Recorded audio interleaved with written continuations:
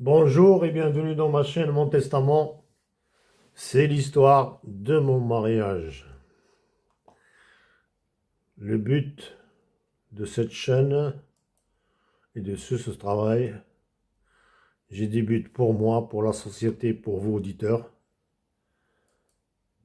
Pour ceux qui ne le savent pas, il y a un livre de 43 pages qui va être édité en 2026. Un résumé de ce livre en 7 pages. Il y a une chaîne YouTube avec plus de 80 vidéos.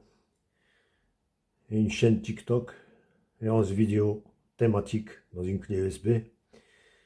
Et ces conseils verbaux pour que les naïfs ne se fassent pas avoir. Donc toujours dans le thème le système, il y a un système. Il y a un système machiavélique que j'ai vécu, que je veux partager avec vous pour éventuellement, pour une prise de conscience et pour peut-être éventuellement sauver certains. C'était pas prévu. Ce qui était prévu, c'est que je vais vous expliquer le système. Comme ça, il y a beaucoup de choses qui vont vous paraître claires et limpides. Pour que vous soyez vaccinés et immunisés. Et c'était pas prévu. Il y a l'affaire Epstein que je vais prendre comme un exemple pour les dubitatifs. S'il y a encore des personnes qui ont un doute sur son monde pervers, voilà un exemple vivant, réel, sur certaines choses qu'on pourrait croire qui sortent de la science-fiction. Alors qu'ils sont là, c'est la réalité. Sur la bassesse humaine. D'ailleurs, dans mon livre, la première page, le préface de mon livre, j'ai hésité entre plusieurs titres. Ça pourrait croire, ça pourrait faire penser à certains que c'est exagéré, etc. Je vais essayer de vous convaincre. C'est la réalité. À moins que vous n'aimez pas la réalité, ça c'est autre chose. La bassesse humaine, on va la voir dans cet exemple d'Epstein. La prostitution et le proxénétisme. La Machiavélie, là, c'est celle des hommes politiques. L'embrigadement des enfants. La soumission chimique, ça ne m'étonnerait pas qu'il y ait. Mariage, non, ils ne veulent pas passer à travers la légalité. Ils utilisent la légalité. Et il y a beaucoup de points communs entre l'affaire Epstein dans le mariage machiavélique dont je vous parle. C'est un monde pervers,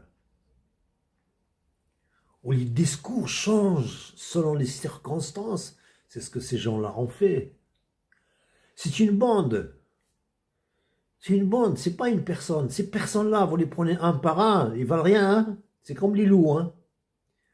C'est en bande qu'ils sont forts. Ils se couvrent les uns les autres. Et maintenant, ces gens-là, ils se cachent plus. Ils sont capables de sortir et de déclarer. Ils font des déclarations, hein, droit dans les yeux. Hein. Si avant, il y avait des choses en catimini, en cachette, maintenant, c'est ouvert. Hein, c'est avec une certaine arrogance. Parmi les déclarations du numéro 1 là, de cette affaire, franchement, je fais un effort pour la lire. Criminaliser les rapports sexuels avec les adolescents est une aberration culturelle. À une certaine époque, d'après lui, hein, ses propos à lui, à une certaine époque, c'était totalement acceptable. Depuis quand je ne la connaissais pas à cette époque, moi. Bon, bref. Encore là, c'est une franchise. Il est franc le mec. C'est une franchise noire, d'accord, mais ils disent, franchement, moi, il y a certaines choses que Quand c'est trop fort, ça fait rire parfois. Quand je ris, c'est pas parce que je trouve pas de mots qui qualifient tout ça. La prostitution, n'en parlons pas. Le proxénétisme, n'en parlons pas. L'esclavage, il y a certaines femmes noires qui sont sorties. Alors, les femmes noires, ils ont eu un traitement très, très, très, très spécial. Dénigrant, bien sûr. Pas les hommes qui venaient pour se servir de femmes, ils ne doivent pas toucher aux femmes noires. Oui, c'est trop sale. Oui, oui, c'est la peau qui est noire, mais vous, c'est votre cœur qui est noir. C'est votre cerveau qui est noir. Des femmes noires commencent à sortir pour raconter certaines choses. Maintenant, les langues vont se délier. Ça, c'est bien, ça. Déliez votre langue. Parlez. Les victimes, c'est qui? C'est les femmes et les hommes et les enfants. Arrivera une époque, j'espère que je vais vivre pour la voir, ces femmes-là qui jouent à ce jeu-là, dans ce mariage machiavélique ou autre, ils vont se réveiller pour s'apercevoir qu'ils sont une simple marchandise, simple et vulgaire marchandise. J'en ai parlé avec la mère de mes enfants. Avec sa tribu, il était une simple marchandise. Il faut qu'il la vendent. Si c'était au kilo, comme il pesait pas lourd, si c'était au kilo, ça aurait été bien pour moi. Même si elle était grosse. Elle vaut rien, hein. C'est pas une valeur au poids ou valeur morale, valeur humaine. Ces gens-là, ils valent rien. Je me suis posé cette question dans mon livre. J'ai dit à ma femme, est-ce que vous êtes des êtres humains? Je me posais la question, est-ce que ces gens-là sont des êtres humains? Est-ce qu'ils ont une fibre d'humanité? Tu veux assouvir tes désirs, mais il y a d'autres façons. Pas comme ça, avec les enfants, dans une île fermée, gardée entre les hommes politiques. Vas-y, vas-y, il y a des femmes... quelque part, je commence à respecter les femmes prostituées. Je vous promets. Ils sont affichés, ils sont honnêtes. On en arrive là, oui. Mais pourquoi ces gens-là, ils vont pas assouvir ça d'une façon, comment dire, sans faire tous ces protocoles, tous ces dossiers, toute cette perversité. Et les enfants qui grandissent, ces enfants-là qui grandissent comme ça, comment voulez-vous qu'ils deviennent? Le mariage classique connu entre un homme et une femme, il va disparaître. Mais ces gens-là, ils auraient pu aller faire leur cochonnerie entre eux, avec les chiens, il y en a qui se marient avec un cheval, il y en a qui se marient avec... mais vas-y, tout seul. C'est pas la peine de le faire comme ça, d'une façon...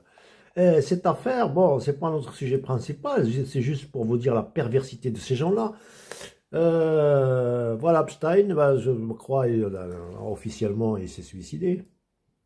D'après le médecin légiste, la vertèbre de son cou cassé est incompatible avec la pendaison, surtout le suicide. Et il paraît que son tueur, il est là. Qu'est-ce qu'il faisait dans sa cellule? C'est la cellule numéro 11. L'endroit, voilà l'île du diable. Et bizarrement, elle n'est pas loin de certains. Guantanamo, il est à quelques minutes vol d'oiseau. Bah, oui, il se déplace en avion. Hein. Pourquoi une île? Bah, parce qu'il est protégé, etc. Bon, bref, bah, c'est clair. Hein. Et pas très loin de pays de droits de l'homme, le gendarme. Voilà, c'est pas notre sujet principal. Ce que je veux, moi, c'est que juste vous compreniez que ce monde pervers existe et est pourri, comme il est à l'échelle minime d'un simple mariage. Il est organisé, il est tentaculaire, il propose des choses, c'est les désirs, c'est l'argent, c'est le pouvoir, euh, Et bien sûr, la relation avec notre sujet est évidente. Donc, réveillez-vous, sachez que ça existe. Est-ce que vous êtes dedans? C'est à vous de le savoir. Un monde de Machiavelli, de psychopathie, de narcissisme total. C'est à vous de voir. Moi, en disant ça, j'aurais fait ce que je devais faire. Je peux faire que ça. C'est vous dire que ça existe. Moi, je le sais. Personne ne me l'a dit. J'en étais victime. J'étais dedans pendant 25 ans sans le savoir. 25 ans de naïveté. Même quand je me suis réveillé de ma soumission chimique, il m'a fallu des années pour mâcher tout ça. Pas l'avaler, juste le mâcher. Et il m'est arrivé un phénomène. On parlera de la sorcellerie bientôt dans un épisode. Et après, ce qui est sorti chez moi, j'ai trouvé que on m'a travaillé de 3 façons différentes. On en reparlera. Le phénomène qui m'est arrivé là, ça s'appelle Taj. Ceux qui connaissent. Taj. C'est-à-dire, tu n'es pas heureux nulle part. Hein. Je ne peux pas rester à la maison. Je suis étouffé. Ou je suis en train de manger ou de dormir. Mais rester sans rien faire. Comme ça, c'est-à-dire prendre un moment de repos, de plaisir, etc. Je ne pouvais pas. Je prenais la voiture, je partais. Ou je ne sais pas, parfois je me réveille, je me retrouve quelque part et je fais le GPS pour revenir. Ça s'appelle Taj. Quand je l'ai compris, il m'a fallu du temps juste pour m'en apercevoir. C'est certaines personnes de mon entourage qui m'ont dit « Oh, toi, tu ne tiens pas en place. » Quand j'ai regardé, j'ai trouvé que c'était vrai. Là, c'est beaucoup moins. Quoique j'ai toujours une envie de faire le tour du monde, d'aller partir pour voir est-ce que cette hypocrisie sociale est dans le monde entier, où il y a une autre espèce, un autre genre humain ailleurs. Donc, et là, c'était une des dernières étapes. Il y a des étapes. Quand ça vous arrive, il y a plusieurs étapes.